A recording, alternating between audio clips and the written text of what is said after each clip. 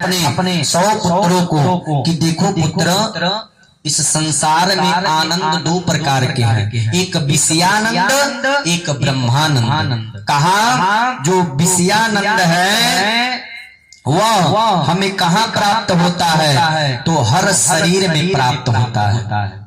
विषयानंद जो होता है हर शरीर में मनुष्य के प्राप्त होता है, लेकिन ब्रह्मानंद जो है वह जो है भगवान को प्राप्त करने में प्राप्त होता है। ऐसा बताया, उपदेश दिया, कहा कि बच्चों ध्यान से सुनो, विषयों तक जिनकी बुद्धि सीमित रहती है वह तो पशु के समान है। जो बस विषयों के बारे में सोचते हैं कि बस कमाना है, खाना है, घूमना है, अगर उनका सोच यही तक है तो समझो वह पशुओं के समान है। क्योंकि एक पशु बस यही करता है, घूम कर खाता है, सोता है और अपना जीवन व्यतीत करता है। लेकिन मानव का अधिकार यह है कि वह ब्रह्मानंद का अनुभूति करे, भगवान का भजन करे, आनंद प्राप्त करे और अपने मोक्ष का मार्ग ढूंढे, मोक्ष का मार्ग प्राप्त करे। यह मनुष्य का कर्तव्य है महाराज।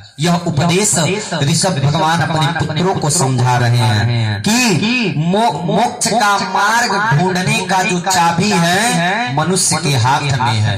अब वह चाहे तो उस लाख को ढूंढ सकता है, अन्यथा यह जो जन्म मिला है महाराज व्यर्थ में गंवा सकता है।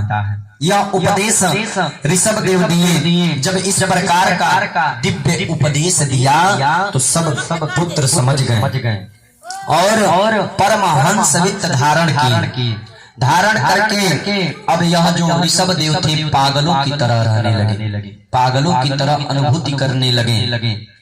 जब अंत में ऋषभ देव परम गति को प्राप्त हो गए तो इनके जो पुत्र थे सब लोगों ने अपने भरत जो थे महाराज भरत ऋषभ भरत सम्राट बने और इनके 5 पुत्र हुए।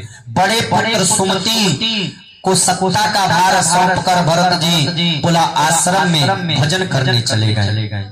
जब भजन करने गए सभी भाइयों ने अपना अपना काम बांट दिया। भरत जी को क्या काम दिया गया था? भरत जी को ये काम दिया गया था कि यह घर की रखवाली करेंगे, क्योंकि सब लोग कमाते थे, यह उस लायक नहीं थे यह कमा सके। तो भाइयों ने सोचा क्या करना है, हम सब भाई कमा ही रहे हैं तो यह घर देखेगा। यह घर का रखवाली करने का भार भरत जी को सौंप दिया गया। जब भरत जी को सौंप दिया गया, भरत जी जब कोई जानवर आता था तो उस पे दया करके कहते थे कितना भूखा होगा, दरवाजा खोल देते थे कि जाओ अंदर कुछ खाने का चीज होगा खा लो। ऐसा जब समय बीता उनके भाइयों ने देखा कि इनसे तो घर भी ठीक से नहीं रखवाली हो पा रहा है। अब उनके भाइयों ने कहा ठीक है, आप अब घर की देखभाल नहीं करेंगे, आप एक काम करिए, आप अब जाकर खेतों की रखवाली करिए। अब इनका जिम्मेदारी हो गया खेतों में जाकर रखवाली करना। जब भरत जी खेतों में रखवाली करने लगे तो देखे कि जानवर बेचारे दिन भर इधर उधर भटक रहे हैं, कितने भूखे होते होंगे, कितने प्यासे होते होंगे। तो अब भरत जी जानवरों को इशारा से बुला कर अपने खेत में कहने लगे कि ऊपर का हिस्सा चर लेना लेकिन नीचे का छोड़ देना, जिससे पुनः पनक जाए। ऐसा उपदेश देकर भरत जी उन जानवरों से लगे अब अपने खेत का भी रक्षा सही से नहीं कर पा रहे थे। भाइयों ने देखा, जब भाइयों ने देखा तो कहा कि इनसे तो खेतों का भी रखवाली नहीं हो रहा है, जाओ एकदम जड़ हो। वही इनका नाम जड़ भरत रख दिया। अब इनको घर से निकाल दिया। इधर जब भरत जी के 5 पुत्र हुए तो सबसे बड़े पुत्र को अपनी सत्ता सौंप कर यह पुनः आश्रम में चले गए भजन करने। पर एक दिन इनका मन नहीं लग रहा था। वही गंडकी नदी जो पुनः आश्रम नेपाल में है, वही गंडकी नदी नेपाल में ही है। वहाँ यह नेपाल में जो गंडकी नदी है उसी में स्नान करने गए थे। सुबह का समय था, स्नान कर यह अब निकलने ही वाले थे, तब तक वहाँ एक विचित्र रूप देखा क्या कि जो वही जल में अंजुलि में जल उठाकर सूर्य भगवान को अर्घ देने के लिए जल उठाया, उसी समय देखा कि एक गर्भवती मृगनी जो हिरनी थी वह भागती आई और जो नदी को पार करना चाहिए वह उस समय गर्भ धारण की थी। जो वही नदी में छलांग मतलब उस पार जाना चाहिए, उसका गर्भ वही नदी में सरक गया, गर्भ इधर ही गिर गया और मृगनी उस पार चली गई। यह देख कर अब भरत जी से रहा नहीं गया, भरत जी से यह देख कर रहा नहीं गया और चिंतित हो गए कि इसकी माँ तो चली गई, अब इस बच्ची का क्या होगा। और जाकर भरत जी उस हिरनी को उठाकर लेकर आए और आश्रम में लाकर अब उसका लगे सेवा करने लगे, पालन करने और उसको दूध पिलाने लगे, घास तोड़ कर लगे खिलाने, उसका सेवा करने लगे। अब भरत जी का जो चित्त था अब उस मृग में बसने लगा। अब भरत जी कहीं जाते भी थे तो भगे चले आते थे कि बेचारी कैसे होगी, पता नहीं कुछ खाया होगा कि नहीं खाया होगा, अब तक कैसी होगी वह, यह सोचकर वह अब उसकी माया में पड़ गए और सोचने लगे। अब उसी के साथ बैठकर वह भजन करने लगे। कुछ दिन बाद अब उनका शुद्ध रूप से भजन भी नहीं हो पा रहा था। माता जी की जगा दी आवरे निदिया निरपुर से, खटिया गुनरी गोरखपुर से। देखी सुबेर हो गए, उठी हाँ, नहीं तो हर वर्ग गिर जाए तो कहब कथा में गई लनी कथवे नहीं सहता, ऐसा न करी। जब धीरे जब उनका मोह प्रबल होने लगा तो अब उनका भजन भी अब बंद होने लगा। अब भगवान के प्रति जो नेह था भरत जी का अब हटने लगा और इस मृगनी के मोह में भरत जी धीरे पड़ने लगे। अब इनका चित्त उस मृगनी में हो गया। जब यह कुछ समय बीता तब इस मृगनी का मृत्यु हो गया। जब मृत्यु हुआ अब तो इतना चिंतित हो गए भरत जी, इतना शोक हो गया इनको कि इनका भी मृत्यु हो गया। और जब मृत्यु हुआ इनका तो इनका जो जोनी मिला वह मृग का मिला। इनको जाना पड़ा मृग के जोनी में, इनका जो जन्म हुआ वह मृग के रूप में हुआ। अगला जन्म जब मृग का प्राप्त हुआ, परंतु कोई भी किया हुआ शुभ कर्म कभी व्यर्थ नहीं जाता है। अगर आप थोड़ा सा भी सत्कर्म किए हैं और पूरा जीवन पाप ही पाप किए हैं तो जो सत्कर्म किए हैं उसका फल मिलेगा, अवश्य मिलेगा, वह व्यर्थ नहीं जाएगा। यही है उसका प्रकोप जो होगा वह कम हो जाएगा, यही बस हो सकता है। लेकिन जैसा कर्म करेंगे वैसा फल अवश्य मिलेगा। व्यास जी भागवत में भी दर्शाए हैं कि कर्मणा जायते जंतु कर्मणेवा विलीयते, असुखम दुखम भयम क्षेम कर्मणेवा विपद्यते, कि इंसान अपने कर्म के अनुसार ही फल पाता है। अगर उसका जन्म होता है, मृत्यु होता है, पुनः जन्म होता है तो उसके कर्म के अनुसार होता है। जैसा कर्म करेंगे वैसा फल पाएंगे। यह जब उनका जो शुभ कर्म था वह व्यर्थ नहीं गया, तब का फल था कि मृग योनि में पुनः जन्म की स्मृति बनी रही। भगवान जब मृग योनि में आए भरत जी तब भी भगवान का चिंतन नहीं छोड़ा, वह बना रहा, जिसके कारण मृग देह भी सने प्रारंभ भोग समझकर अंत में त्याग दी। मृग योनि में भी आकर भरत जी भगवान का चिंतन करते समय बीतता गया और मृग योनि को भी त्याग दिया।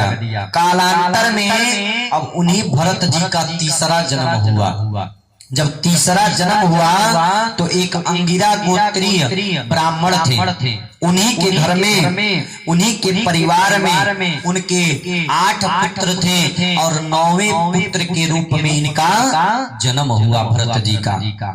जब जन्म हुआ तो उस जन्म में भी जब यह जन्म इनका हुआ तो उस जन्म में भी इनका नाम भरत ही पड़ा।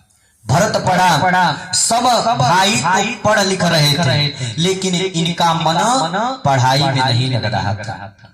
यह बहुत पीछे रहते थे हर चीज में, ना कोई काम करते थे ना कुछ करते थे। यह पढ़ाई में ना मन लगने से पिताजी बहुत चिंतित हो गए। इनको बार बार समझाते थे कि देखो पुत्र, अगर पढ़ोगे नहीं तो कामयाब नहीं होगे।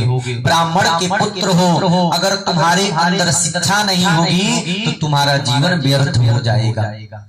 बहुत समझा रहे थे उनके पिताजी, लेकिन इनको समझ में नहीं आ रहा था। कहा कि एकदम तुम जड़ भरत हो, फिर इनका नाम कर दिया जड़ भरत।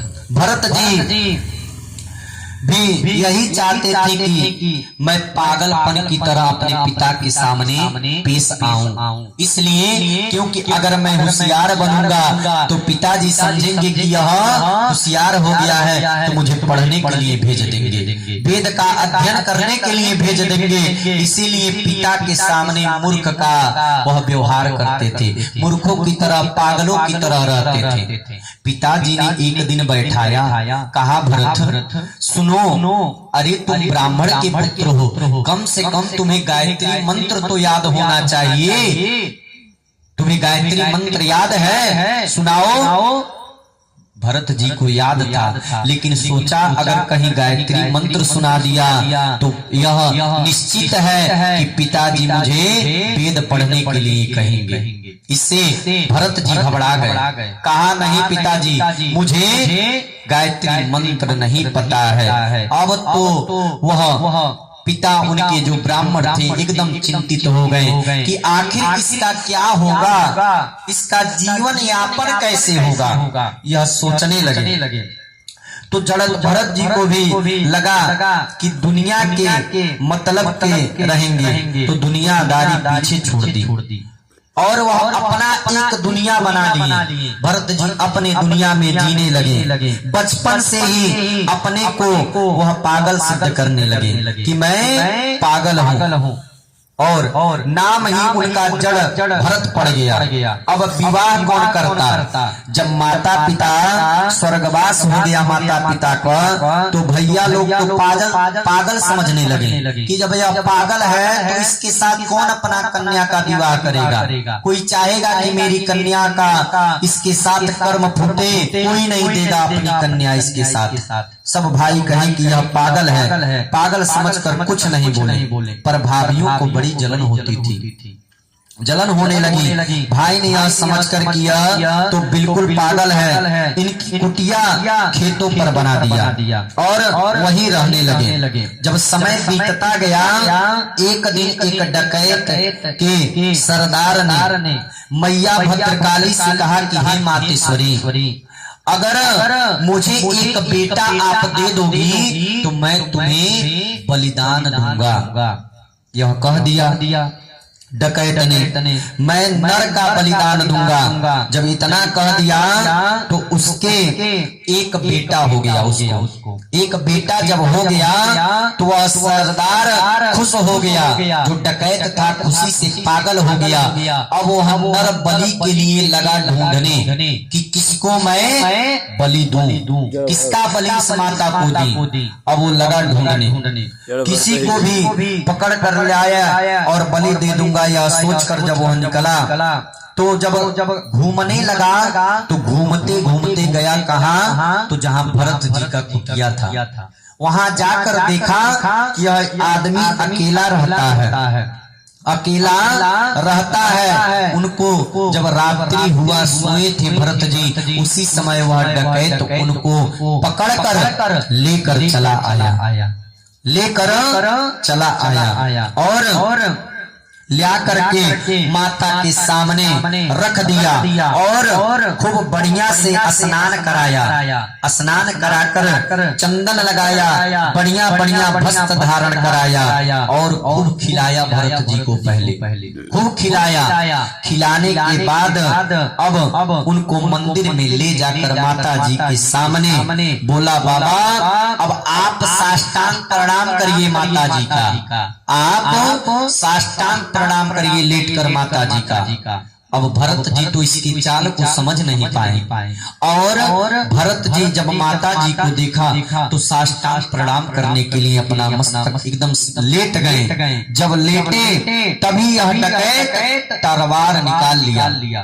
तलवार निकाल कर और जो वहीं इस भरत जी का बलि देने के लिए तलवार उठाया, माता प्रकट हो गई और माता प्रकट होकर दर्शन दी कहीं और तलवार पकड़ ली, कहीं कि जाओ मुझे अब बलि की इच्छा नहीं है, मैं तुम्हें बलिदान से विमुक्त करती हूँ, तुम जाओ, तुम्हारा पुत्र जीवित रहेगा, मुझे बलि नहीं चाहिए। और भरत जी के प्राण को बचाया माता ने। यह डकैत इधर चला आया और जब भरत जी ने इतना देखा तो माता जी के चरणों में सर पटक कर वंदन करने लगा और माता जी उससे निवेदन करने लगा कि माता आप मुझे दर्शन दे दी, मेरा सौभाग्य है, मेरा आज जीवन यह जो है वह धन्य हो गया कि आपका दर्शन हो गया और समझ गए कि मातेश्वरी ने हमें बचाया है। उसके बाद अब स्वतंत्र से विचरण करने लगे, घर लौट कर नहीं गए। एक दिन सिंधु सेवीर देश का राजा रहुगण था। रहुगण सत्संग करने के लिए पालकी में बैठकर कपिल आश्रम की ओर जा रहा था। राजा रहुगण जो थे वह पालकी में बैठकर जा रहे थे कपिल भगवान के आश्रम पर। जब जा रहे थे एक दिन ऐसा हुआ कि उनका जो एक कहार था वह बीमार पड़ गया। पहले के लोग राजा महाराजा जो थे पालकी में चलते थे, 4 कहार लगते थे उसको उठाने में।